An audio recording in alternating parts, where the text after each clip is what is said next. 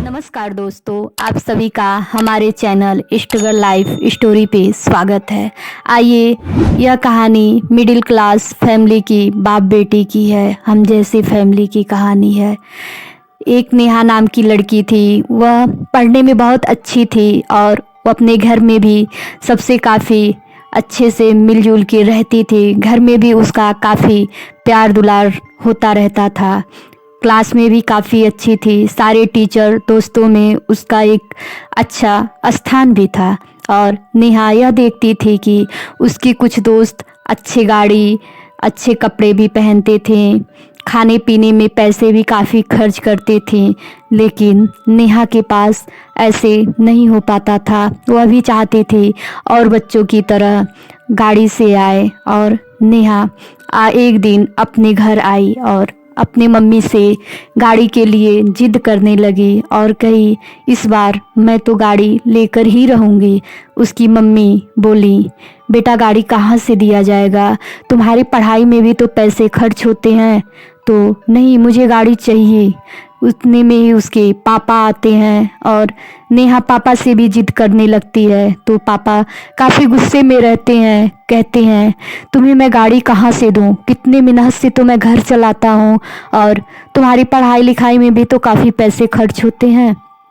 नेहा, नहीं मुझे गाड़ी चाहिए। मेरे और भी तो दोस्त हैं, उनके भी तो पापा कहीं से न कहीं से तो दिए ही हैं, वो भी तो बच्चे ही हैं। तो उसके पापा नेहा को गुस्से में डांट देते हैं।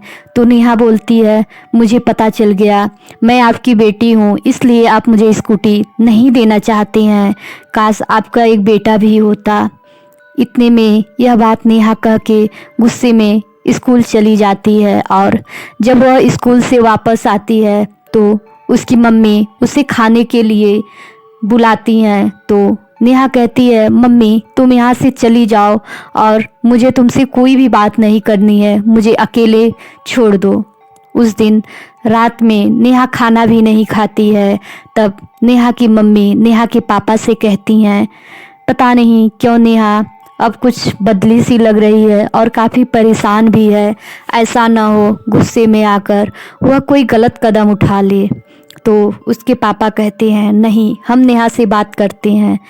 उतने में उसके पापा नेहा के पास जाते हैं और नेहा को बुलाते हैं, बेटा चलो खाना खा लो। तो नेहा कहती है, नहीं मुझे खाना नहीं खाना है और आप भी मेरे पास से जाइए, मुझे यहाँ पे अकेले रहने दीजिए। फिर नेहा के पापा कहते हैं, क्यों खाना नहीं खाना है। तो नेहा कहती है, बोल दिए एक बार हमें खाना नहीं खाना है तो नहीं खाना है। तो नेहा के पापा कहते हैं, ठीक है आओ चलो हम तुम्हें एक कहानी सुनाते हैं, उस कहानी को तो सुन लो। तो नेहा का मन तो नहीं होता, लेकिन पापा की काफ़ी जिद के बाद कहती है, ठीक है आप यह कहानी सुनाइए लेकिन जल्दी ही करिएगा। तो फिर नेहा के पापा कहते हैं, आज से 23 साल पहले एक बहुत धनी आदमी था। उसके 3 पुत्र थे और तीनों बेटे बहुत ही आज्ञाकारी थे और अपने पापा की बातें भी माना करते थे। जैसे उनके पापा कहते थे वैसे ही वो किया भी करते थे। और वह आदमी अपने बड़े बेटे का शादी बहुत धूमधाम से किया और बहू भी आई। घर में सब कुछ बहुत सही भी चल रहा था। और कुछ समय बाद उनकी बहू गर्भवती हुई।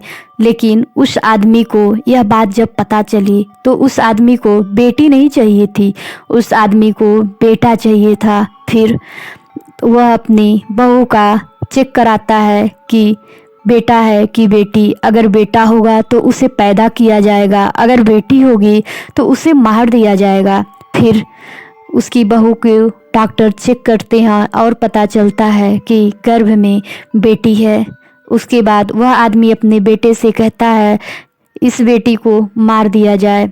तो बेटा भी काफ़ी आज्ञाकारी रहता है। अब अपने पापा का बात कैसे मना करे। और बेटा उसी दिन यह फैसला लेता है कि मुझे इस घर में नहीं रहना है, अगर घर में रहेंगे तो पापा की बात भी नहीं मना कर सकते हैं।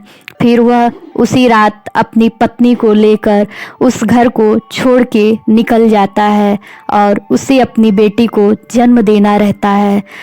उसके बाद वह वहाँ से निकलता है, काफ़ी मेहनत करता है और मेहनत करने के बाद छोटा सा घर बनाता है और कुछ दिनों बाद उसको एक नन्ही सी छोटी सी बेटी पैदा होती है, जिसे वह आदमी देख के बहुत खुश होता है और वह ये सोच लेता है कि हम अपनी बेटी को दुनिया की सारी खुशी देंगे। इतने में ही नेहा की मम्मी आती हैं और कहती हैं, नेहा ये कोई काल्पनिक कहानी नहीं, यह कहानी तुम्हारे पापा ही अपनी सुना रहे हैं। वह आदमी कोई और नहीं है जो अपनी पत्नी के गर्भ में बेटी को नहीं मरवाया, वह तुम ही हो। और तुम्हारे पैदा होने के बाद हम लोगों ने कोई दूसरे बच्चे का अपेक्षा नहीं किए। अगर हमें बेटे का अपेक्षा रहा होता तो हम एक और पैदा किए होते, और अगर तुम्हारे पापा को बेटे का ही अपेक्षा रहा होता तो अपने पिताजी का घर छोड़ के दर दर की ठोकरें क्यों खाते। अगर उन्हें बेटे का अपेक्षा रहा होता तो आज एक तुम्हारे लिए एक स्कूटी क्या, तुम्हारे लिए सब कुछ तुम्हारे दोस्तों की ही तरह सब कुछ तुम्हें मिल जाता बेटा।